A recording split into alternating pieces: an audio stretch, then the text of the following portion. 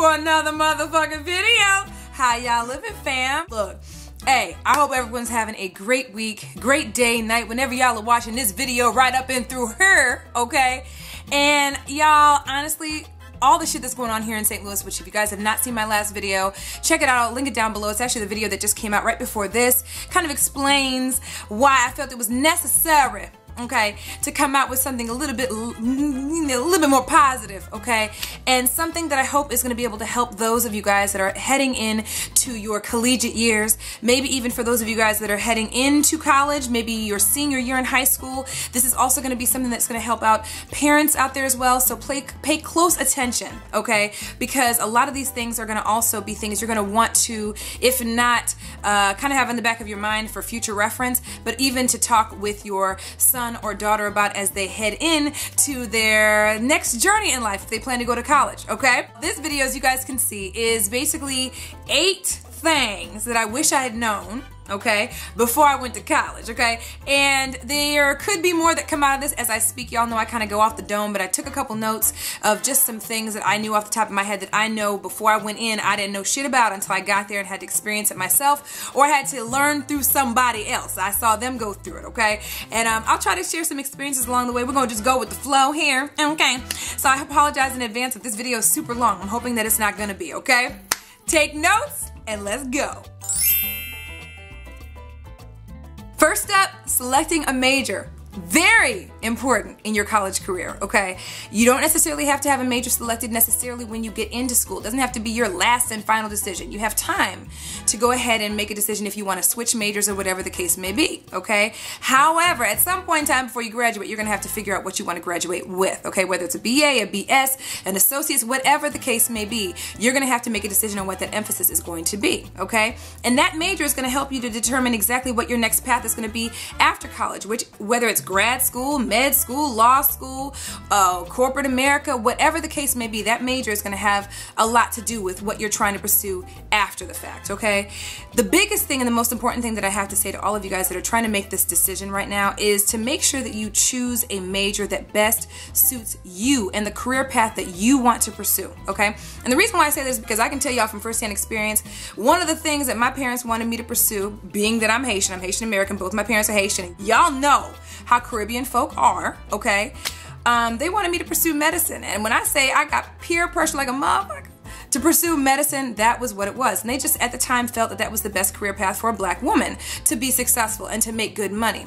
They didn't know much about other career paths out there that are available to us. I mean, period. That was just what they felt would be the best move for me to make. I love biology. That's something that I've always had a very, very, very high interest in. So in high school, I excelled in it. Not so much in chemistry, but biology, I excelled in that. So it just felt natural to kind of follow through on what my parents were kind of recommending for me to do, okay? And what I quickly realized when I first started school, that wasn't the shit I wanted to do. You know what I'm saying? I realized very quickly when I went to school that that was not the career path for me. And I had to make a decision. I was at a crossroads. I had to make a decision on whether it is that I'm going to disappoint my parents or I'm going to do something that I felt is best for me, and I chose the latter. I didn't even tell them that I switched majors until after I had already switched, because I didn't want to be told anything else. Because at the end of the day, after college, whatever that next stage is going to be, it's going to be you pursuing that next stage. Your parents aren't going to be there. They're not going to be working the doctor's office with you, you know? And if you choose something that is based on what everyone else is telling you, okay, you're going to end up being miserable because you're not doing what you want to do. So I cannot tell you enough how vitally important it is for you to select a major that best suits your career path and what you want to pursue. If anybody's telling you any different, talking about, oh yeah, well that's silly what you're trying to pursue, or nobody's good at that, or nobody's successful at that, don't listen to them motherfuckers. I mean, I'm just gonna be real. Fuck them. You need to pursue and follow through on what it is that you're passionate about, because at the end of the day, they're not gonna be working that job for you. Next up, we're going to talk about time management. Now, this was something that when I put a post up on Instagram asking you guys specifically what you wanted me to talk about in this video, a lot of you guys asked about me touching a little bit on time management. Not even going to sit here and lie to you. This is probably one of the toughest parts of college, especially for those of you guys who are going away to school and you're away from your parents, especially as a freshman and you're away from your parents. There is so much damn freedom. I mean, it's to the point where you're like, oh my God, what am I going to do with all this freedom? And granted, you have classes and whatnot that occupy certain hours of your day. But when I say you have freedom, you can get up whenever you damn well please. You can decide whether to go to class or not, whether to be on time or not, okay? And you've got the flexibility that at this point an adult would have without supervision. That's the hardest part of college for those of you guys who are getting away from your parents, okay? So the one thing I cannot stress enough is don't do what a lot of these freshmen do when they go to college, okay? And I can talk to you because I've seen so many people do it. They go to college and they get too much time on their hands. They enjoy the freedom way too much. They start out going to classes because they want to see what the teachers are like. They want to see what classes are like. They want to see what the people look like that are in the classes. And then the freedom takes over to the point where they're skipping classes, to the point where they're going to parties and kicking it during the week and hanging out with people in the dorms and doing all kinds of extracurricular activities and then not showing up to classes the next day. That's the surefire way to get your ass dropped from school, okay? And I'm telling you right now, I've seen it time and time and time again. So the biggest and most important thing that I can tell you about time management is, man, don't play around with that shit, okay? You can have a social life and also have a scholastic life as well. It's about balance, okay? So one of the big things for me that I had to watch out for, because there were so many parties that were always going on, I had to put myself on lockdown. Like, okay, I got a test tomorrow in 2 days, you know what I mean? And I got to get to studying. I got to start writing notes. I got to make sure I'm in class. And I wanted to make sure before I was even allowed to do any of those things, like go to parties and things like that, that I felt as though I deserved to go.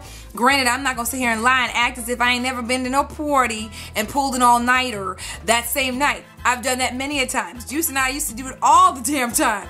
But, okay, but what I can say, it's very easy to let go of it. It's very easy to just let that freedom take over, and then next thing you know, you done dropped a bunch of classes, or you done stopped going to class, your GPA goes down, and next thing you know, you're on probation. So be very careful. Just make sure you got a nice healthy balance of extracurricular in your social along with your scholastic, and do not start not showing to class. That is a surefire way to get your ass in trouble. Trust me. The minute you start doing that, it's so easy to continue on that path, and I've seen so many people do it. So I'm just giving you a heads up. Don't let that freedom get in the way. Speaking of classes, this is something that I wish I had known earlier on in my college career. This is definitely something that is available to most students, and it's definitely something that I think every student needs to know, and that's the option to drop a course, okay? Now, I'm not encouraging y'all to get out there and start dropping all over the damn place, because y'all asses will not graduate, okay? However, the option is available for those of you guys who maybe bit off more than you could chew, maybe picked up too many classes. Maybe you decided to pick calculus and you realize that the teacher is one of the toughest teachers that they have in school for calculus, and it would be better for you to take it next semester when you have a lighter load, or maybe have a different teacher, and you don't want to necessarily take the L on your transcript. You can drop the course by a specific deadline, okay? And it won't even show up on your transcript like you even took it originally, and you can take it next semester or the semester after that, okay? There's different categories for the level, the deadline that you choose to drop a course. So sometimes if you wait too late, you may take an incomplete, and that will show up on your transcript, but you can eventually take the course and it would eventually remedy the situation. But the one thing you don't want to do is to go ahead and just let a course turn to an F because you stopped going, or you gave up, or you weren't doing well. So it's an option for you, so that if earlier on, if you're taking a course and it's too hard for you, or you don't like the teacher, or it's not working, the workload's too much, or whatever the case, you have the option to drop it, and it won't even show up on your transcript as having selected the course previous to this. And you can use that opportunity to take the course later on if it's something that's required for your major, okay?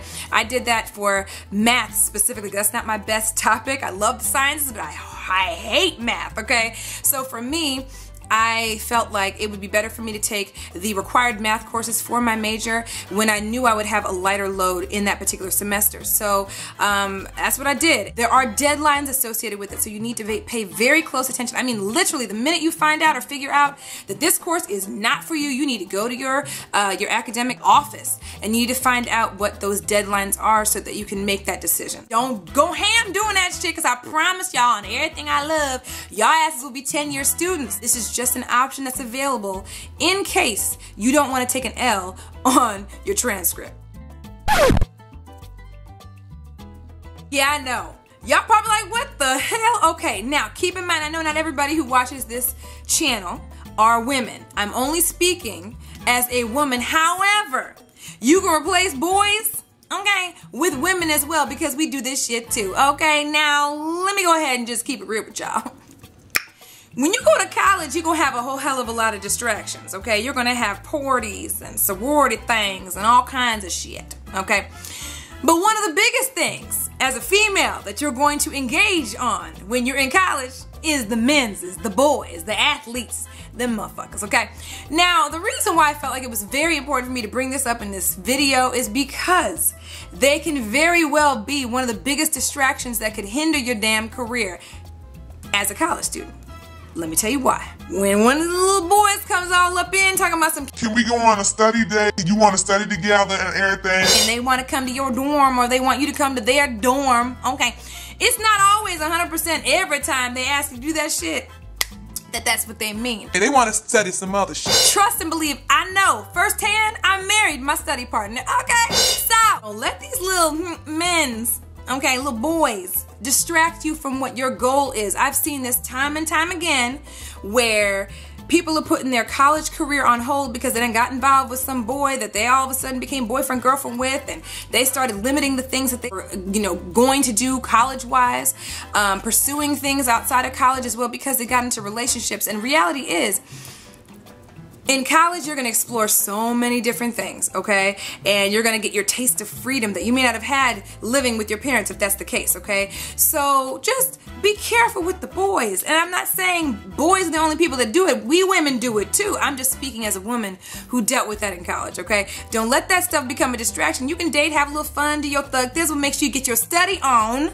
And when they talk about these study breaks, if you want to do that type of study break, make sure you really studied before you link up with them. You know what I'm saying? Real talk.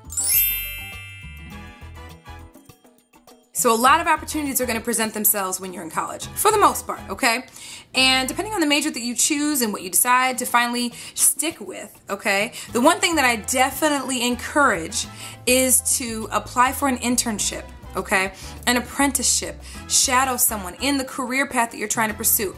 The biggest thing with this is, because there are a lot of people that do pursue those things in college, the problem with that is that a lot of times college students pursue those things in the latter years, their senior year of college. And the reason why I say I would prefer you to pursue those things earlier on is because those are the times that you're going to really be able to see if this is the career path you want to choose. So if you wait till your senior year in college to take an internship in public relations and then you end up working there and finding out that this is not the career path you wanted to pursue, it's almost too late at this point. You're a senior in college. You're finna graduate. You know what I mean? Try to see if you can pursue an internship, an apprenticeship, shadowing, whatever the case may be, so that you are sure that this is what you want to do. And not even that, but it looks great on a resume. It looks amazing on a transcript. Having done those things, a lot of times they offer college credit for those things. There are unpaid and paid internships. Keep in mind there are a lot more unpaid internships because a lot of times they'll offer college credit or they just feel as though the experience is payment enough. Your sophomore year, that's about the time I would say start looking into some internships. For those of you guys who may not have pursued those things, I can't tell you enough how important an internship is. And to be completely real, I'm gonna be real.